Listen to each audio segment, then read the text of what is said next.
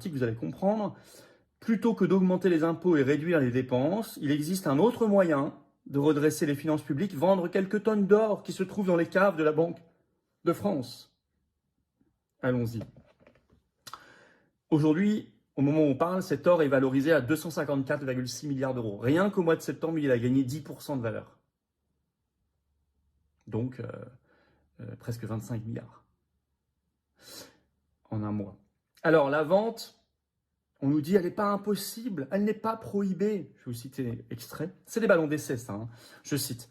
Là, sous la responsabilité de l'inflexible et vigilant gouverneur de la Banque de France, François Villeroy de Galhau, sont entreposés les 254,6 milliards d'euros de réserve d'or de l'État, dont la valeur a progressé de 10% sur le seul mois de septembre. Serait-il absurde d'en céder alors que les cours sont embarqués dans une malsaine spéculation? En tout cas, ce n'est pas impossible. Pourquoi malsaine spéculation? Le cours de l'or, effectivement, augmente. Je cite encore. Vendre de l'or n'est en aucun cas prohibé. Il s'inscrit même dans les missions de la Banque centrale qui précise sur son site « La loi assigne à la Banque de France la mission de détenir et de gérer les réserves en or de l'État. Elle peut procéder à des arbitrages dans le cadre de ses missions fondamentales. » Dans son rapport annuel, la Banque de France avait justifié la vente de 56 tonnes d'or en 2009, non par la nécessité de combler les déficits ou d'endiguer les conséquences de la crise financière, mais par la gestion active des réserves, visant à diversifier les actifs et à optimiser leur rendement. Une stratégie qui avait été mise en cause quelques années plus tard par la Cour des comptes, soulignant dans son propre rapport annuel de 2012, on va y revenir, une erreur d'appréciation. L'or avait effectivement vu son prix fortement augmenter après les ventes. Tiens, comme par hasard. Le ballon d'essai est quand même assez clair.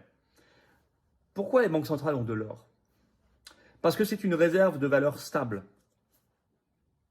C'est une réponse à l'instabilité monétaire. Ça permet une diversification des réserves, car dans les banques centrales, il y a 3 réserves. Il y a des devises étrangères, il y a des obligations et il y a de l'or. Et ça donne une confiance dans la monnaie.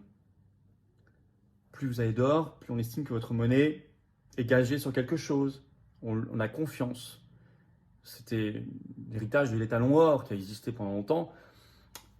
Alors c'est vrai que pour un pays comme la France, et ne séparez pas les problématiques, elles doivent être liées, ça paraît moins évident quand on ne gère plus sa monnaie. La Banque de France ne gère plus la monnaie de la France, le franc.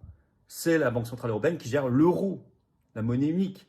Et donc évidemment, on voit moins le lien entre monnaie et or du fait qu'on n'a plus notre monnaie nationale. Et de ce point de vue-là, on est une anomalie dans le monde.